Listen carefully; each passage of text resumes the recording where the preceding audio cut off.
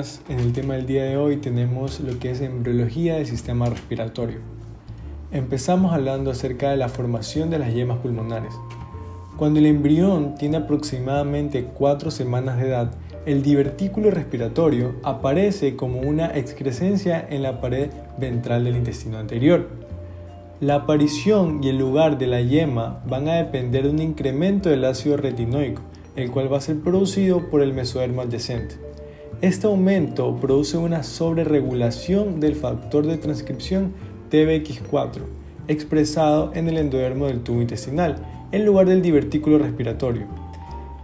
El factor de transcripción TBX4 induce la formación de la yema, así como la continuación del crecimiento y diferenciación de los pulmones.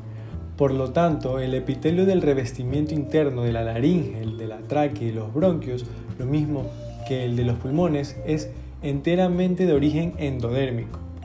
Los componentes cartilaginosos, musculares y de tejido conectivo de lo que vendría a ser la tráquea y los pulmones derivan del mesodermo esplácnico que rodea el intestino anterior.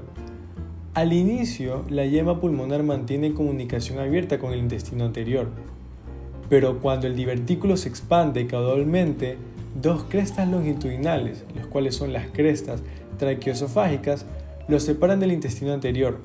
Luego, cuando estos bordes se fusionan para formar el tabique traqueoesofágico, el intestino anterior se divide en una posición dorsal que vendría a ser el futuro esófago y una porción ventral que vendría a ser la futura tráquea y las yemas pulmonares.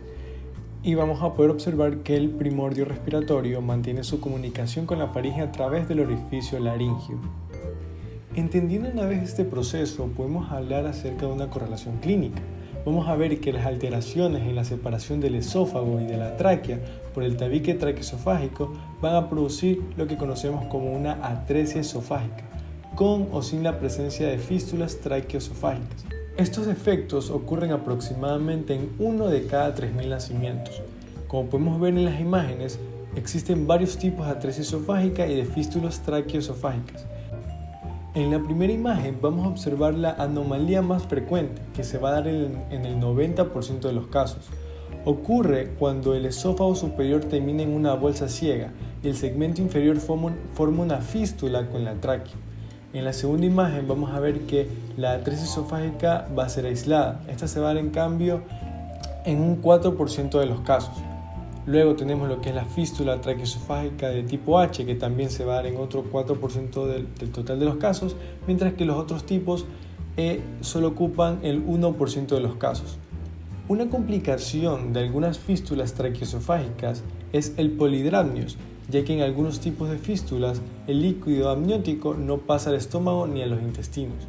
Además, los contenidos gástricos del líquido amniótico en el momento del nacimiento pueden entrar en la tráquea a través de una fístula y ocasionar una neumonitis y neumonía. Continuamos con el desarrollo de la laringe. El revestimiento interno de la laringe se origina en el endodermo. En cambio, los cartílagos y los músculos se originan en el mesénquima del cuarto y sexto arco faríngeo. A raíz de la rápida proliferación de este mesénquima, el orificio laringio cambia de aspecto. De una hendidura sagital se convierte en una abertura en forma de T. Más tarde, cuando el mesénquima de los dos arcos se transforma en cartílago, tiroides, cricoides y aritenoides, se identifica la forma adulta típica del orificio. Hacia el momento en que se forman los cartílagos, el epitelio laringio también empieza a proliferar rápidamente, cerrando la luz de forma transitoria. Después de la vacuolización y la recanalización dan origen a un par de nichos laterales conocidos como los ventrículos laringios. Los nichos están delimitados por pliegues de tejido que los diferencia en cuerdas vocales verdaderas y falsas. Como la musculatura de la laringe se origina en el mesénquima del cuarto y sexto arco faríngeo, todos sus músculos están inervados por ramas del 10º par craneal, es decir, el nervio vago.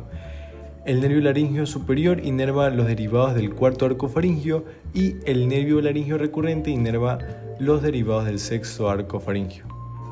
Continuamos con el desarrollo de las vías respiratorias y los pulmones.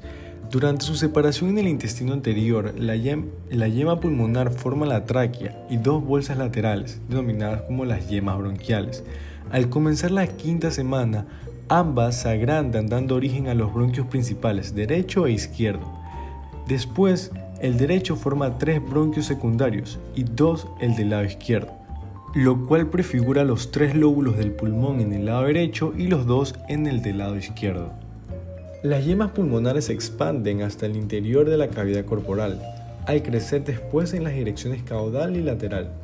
Los canales pericardio-peritoneales, que son los espacios disponibles para los pulmones, son estrechos. Se localizan a ambos lados del intestino anterior y gradualmente son llenados por las yemas pulmonares en expansión.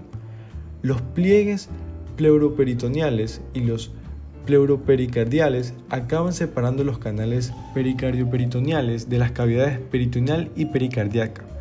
Los espacios restantes forman las cavidades pleurales primitivas. El mesodermo que recubre el exterior del pulmón se convierte en la pleura visceral y la capa del mesodermo somático que reviste la pared corporal desde el interior se transforma en la pleura parietal.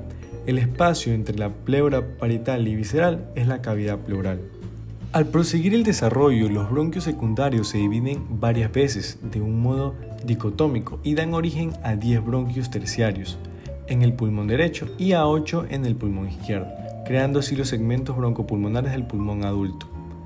Hacia el final del 6º mes ya se produjeron aproximadamente 17 generaciones de subdivisiones. Antes que el árbol bronquial alcance su forma definitiva, 6 divisiones más se forman durante la vida postnatal. La ramificación está controlada por las interacciones epitelio-mesenquimatosas entre el endodermo de las yemas pulmonares y el mesodermo esplácnico que los rodea. En las señales de las ramificaciones que se emiten desde el mesodermo intervienen miembros de la familia del factor de crecimiento de fibroblastos. Mientras estas divisiones nuevas tienen lugar y el árbol bronquial está en proceso de desarrollo, los pulmones adoptan una posición más caudal. Por eso, en el momento del nacimiento, la bifurcación de la tráquea se opone a las 4 vértebras torácicas. Bueno, continuando con la maduración de los pulmones, ¿qué sucede? Que hasta el 7º mes de vida prenatal, los bronquiolos no dejan de dividirse en canales cada vez más numerosos y pequeños, y el aporte vascular aumenta constantemente.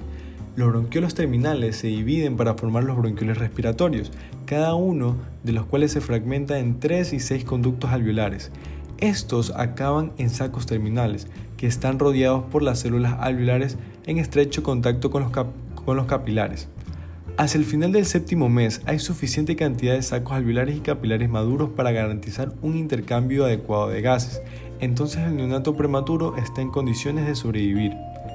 El número de sacos terminales sigue elevándose durante los 2 últimos meses de vida prenatal y varios años después. Además, las células que los recubren, conocidos como las células epiteliales alveolares de tipo 1, se adelgazan, de modo que los capilares circundantes protruyen y penetran en los sacos alveolares. Este contacto tan estrecho entre las células epiteliales y las endoteliales erige una barrera alveolo-capilar. Antes del nacimiento no existen alveolos maduros, aparte de las células endoteliales y de las epiteliales alveolares planas. Aparece otro tipo de células al final del 6º mes. Estas células son células epiteliales alveolares de tipo 2, las cuales producen líquido surfactante, el cual es un líquido rico en fosfolípidos capaz de disminuir la tensión superficial en la interfaz alveolo-capilar. Antes del nacimiento, los pulmones están llenos de un líquido que contiene alta concentración de cloruro, pocas proteínas, algo de moco de las glándulas bronquiales y surfactante de las células epiteliales alveolares tipo 2. La cantidad de surfactante en el líquido aumenta principalmente en las 2 semanas antes del nacimiento. Conforme las concentraciones de surfactante aumentan durante la semana 34 de gestación, una parte de él entra en el líquido amniótico y actúa sobre los macrófagos de la cavidad amniótica. Los datos disponibles indican que estos macrófagos, una vez activados, migran por el corión hacia el útero, donde empiezan a producir proteínas para el sistema inmunológico, entre ellas la interleuquina 1 beta.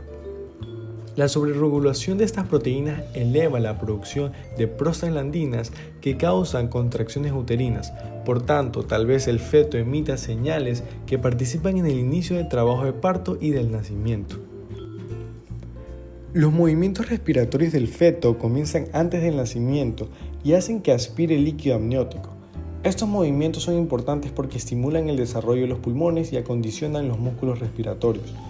Cuando la respiración empieza en el momento del nacimiento, la mayor parte del líquido pulmonar se reabsorbe rápido por los capilares sanguíneos y linfáticos.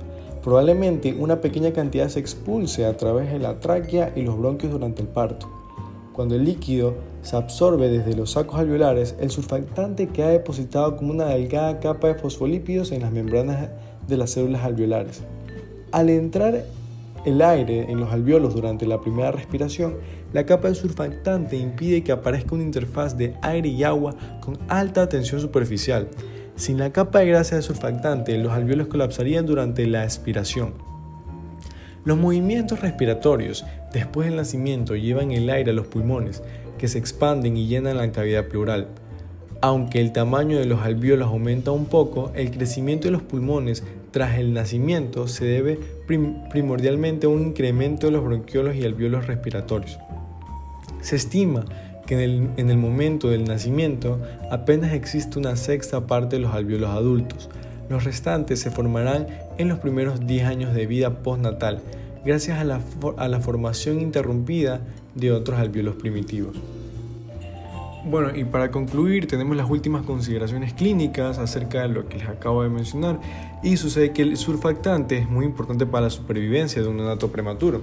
Cuando resulta insuficiente, la tensión del aire-agua en la superficie de la membrana aumenta, lo que ocasiona gran riesgo de que los alvéolos colapsen durante la expiración, que es lo que conocemos como atelectasia. Entonces, se manifiesta lo que conocemos como el síndrome de dificultad respiratoria, causa común de muerte en los neonatos prematuros. En esos casos, los alvéolos parcialmente colapsados contienen un líquido con alto contenido proteico, muchas membranas hialinas y cuerpos laminares, que tal vez provengan de la capa del surfactante. El síndrome de dificultad respiratoria, que antes se llamaba enfermedad de la membrana hialina, causa alrededor del 20% de las muertes en recién nacidos. La mortalidad debido a la dificultad respiratoria se ha reducido con 2 tratamientos: la administración de surfactante artificial a los bebés pretérmino y administración de glucocorticoides para estimular la producción de surfactante a las madres con trabajo de parto prematuro. Y bueno, por otro lado tenemos otra patología de importancia clínica que vendrían a ser los quistes congénitos del pulmón, que esto se va a deber a la dilatación de los bronquios terminales o los bronquios grandes. Estos quistes pueden ser pequeños y numerosos, dándole al pulmón un aspecto de panal en las radiografías, o pueden quedar confinados a uno o varios más grandes. Las estructuras quísticas del pulmón suelen drenar mal y a menudo causan infecciones crónicas. Esto sería todo por el día de hoy. Muchas gracias.